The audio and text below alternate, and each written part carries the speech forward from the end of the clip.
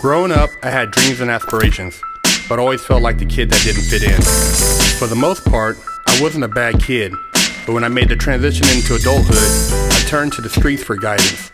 This led to getting locked up in juvenile hall, doing time in CYA, and eventually a 120-month sentence in federal prison. I had a lot of time to think and reflect during my federal sentence, so I share with you what I learned, hoping I can positively influence someone else's life with Prison Talk.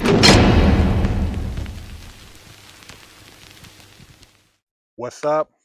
Big Kirk 916, getting down with a fresh out Prison Talk.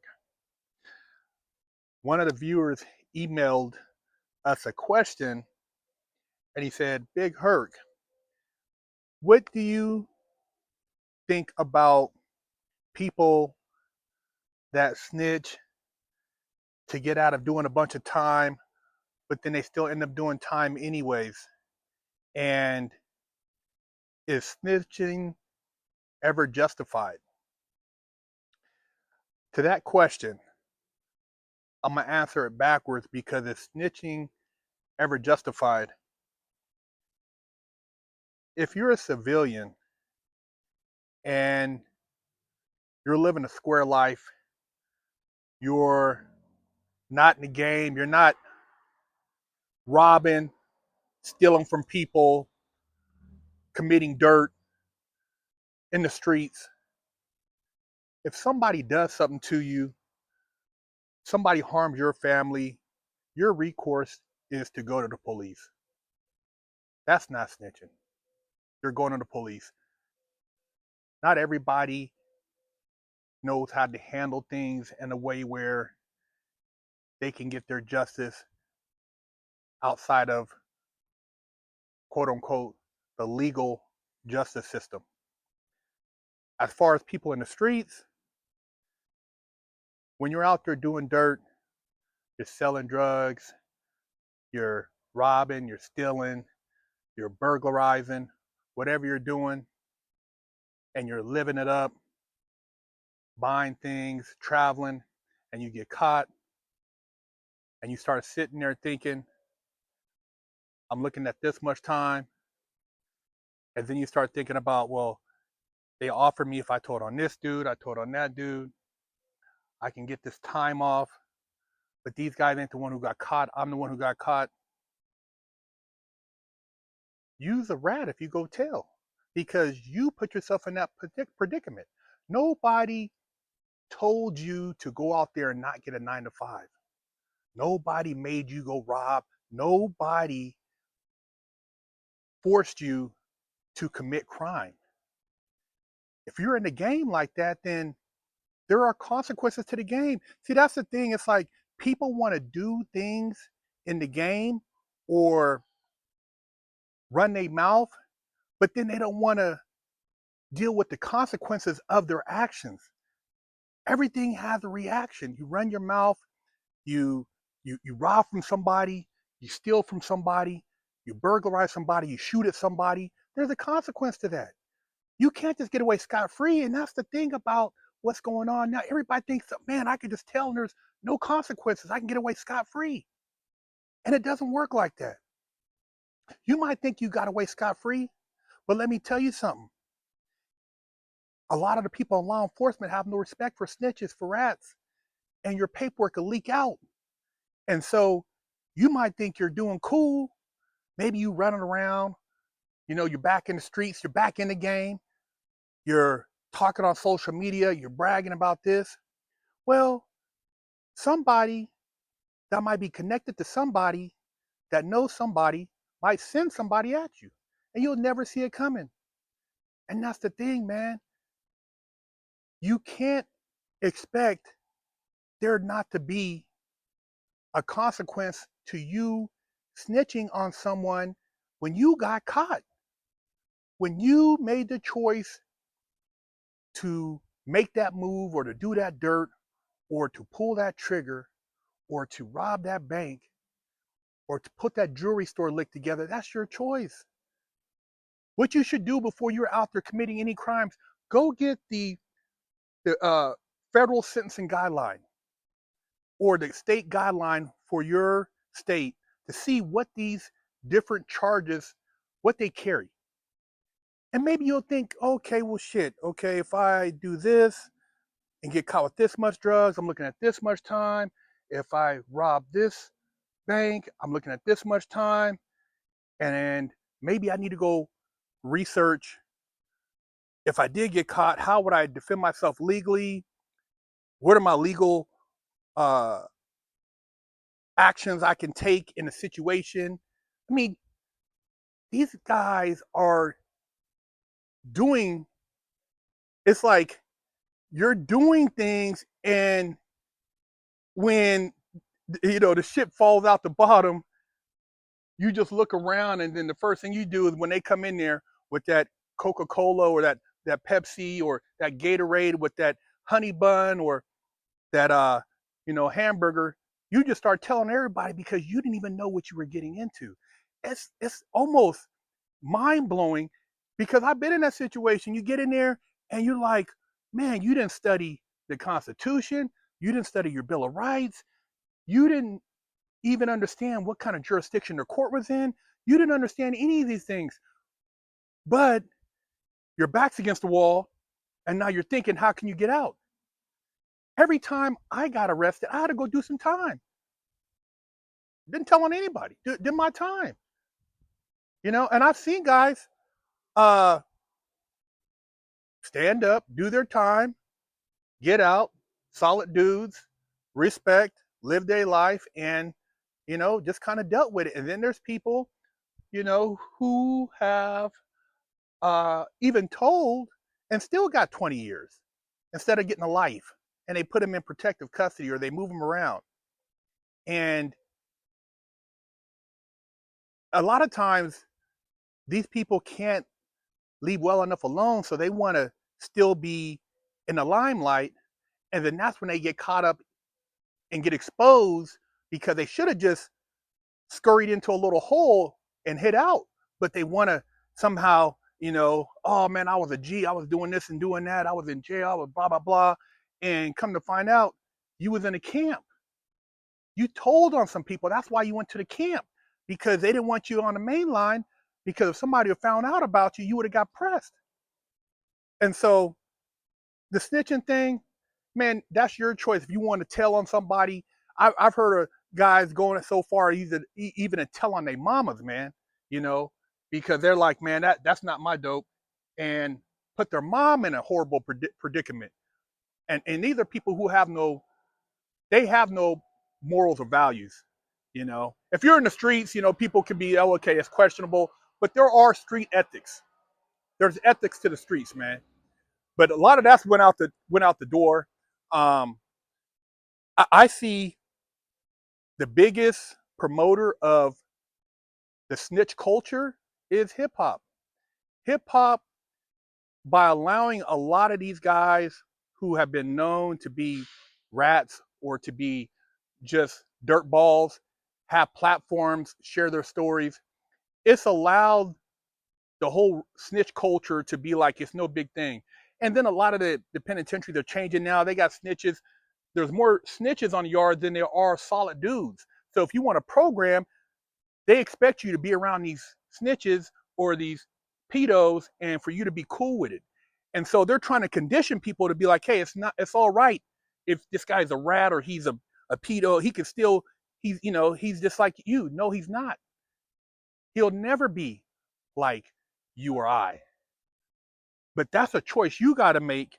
And like I said, if you're a civilian, man, your mom, your grandparents, your cousin, your brother, man, look, the police are there for a purpose, to protect and serve. Sometimes it doesn't necessarily go all that way. It can get blurred, but there are some good law enforcement out there. And when they're called, I've seen them, come and handle their business, man.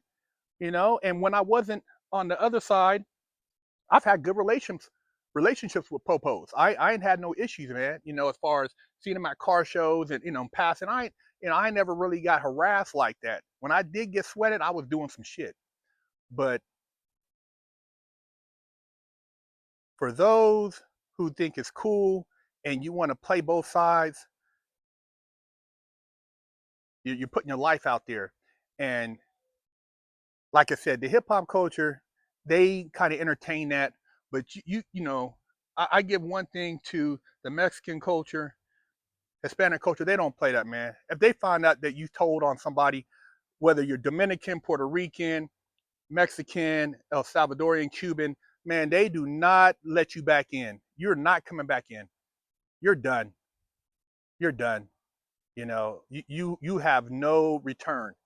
But like I said, hip hop culture, a lot of these guys, so-called G's and stuff, they just let them. They welcome with open arms because, oh man, you were balling. No, you're balling. You were pushing weight. Oh man, when you was doing this, forget that he told on how many people got cases behind him. He's out. Oh man, dude, part of the game. You should learn the law. Get in there, fight your case, do it like how the ones who really did it, and that's just that's what you gotta accept. But like I said, be careful out there. There's dudes who get close to you just so they can have something. So when they get caught, they can tell on you. A lot of guys have no integrity. I keep my circle real small.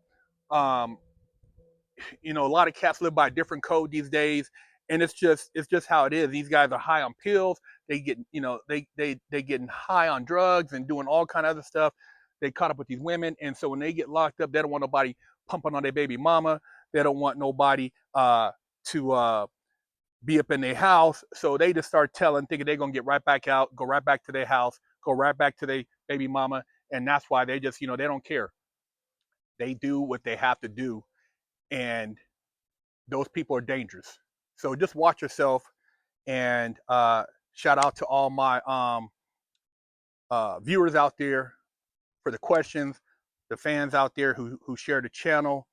Um, and I'm talking from, like I said, a perspective of having did time, juvenile hall, CYA, the feds. I've been around, a lot of uh, Hispanics. I've seen how they get down. How I've been around a lot of brothers. I've been around Asians. They get down different. They're not embracing rats. You know, it's just different, man. It's different, and there's certain people who check paperwork different, and there's some cars they don't get no passes. There's no passes if you told, man.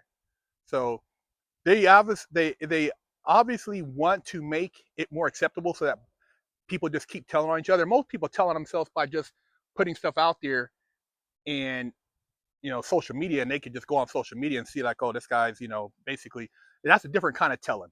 You're telling because you're showing all this stuff and and it's not justified or you're exposing yourself. But the ones who get up in that room when they got the air conditioner on and you're sitting there and you're asking for a soda pop, them dudes is rats.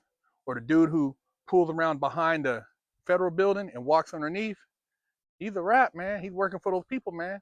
So, like I said, the hood is, I've heard, I've interviewed guys on here who said homies from the hood wore a camera in the belt buckle.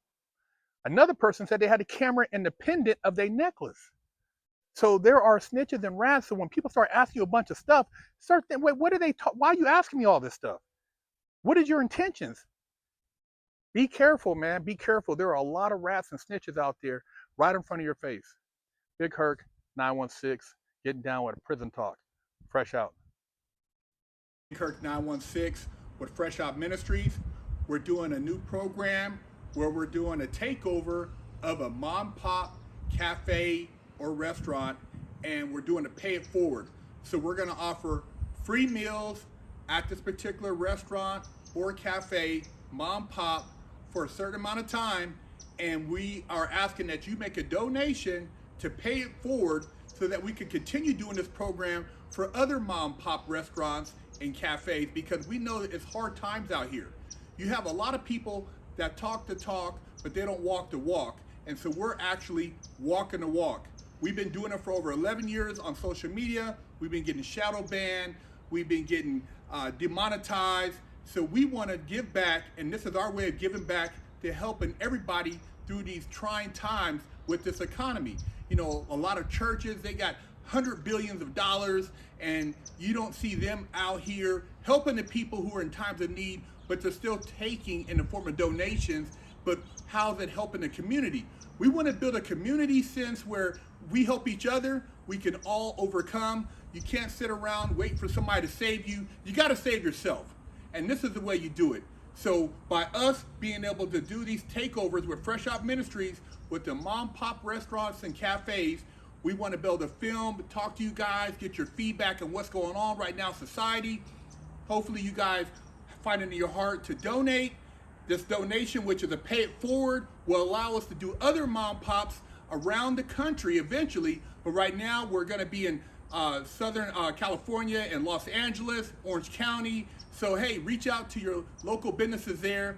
And if you are out of town in another area and you would like us to come there, if you provide the necessary means, we will come there also and do the same pay it forward. But right now, hey, if you're in locally in Los Angeles, Orange County, hit us up, freshoutseries@gmail.com. You can also make a donation on our link tree on our Instagram at Fresh Out Series. We look forward to seeing you guys.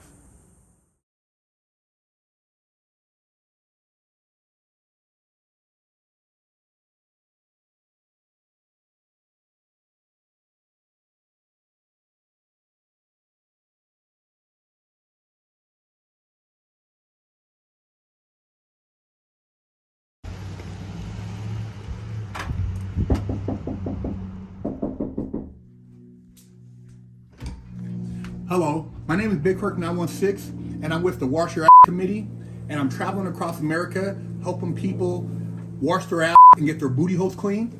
And I have with me here today Wash Your Ass Soap, and this one in particular is Butt Naked Scrub, but I also have Festival, Oatmeal Milk and Honey, Jamaican Me Crazy, Monkey Farts, and all these scents smell very good. They will help cleanse your body of funk and also make you feel better about yourself. So if you can go to bigkirk916.com, you can pick you up a bar. And my goal is to help America combat funk.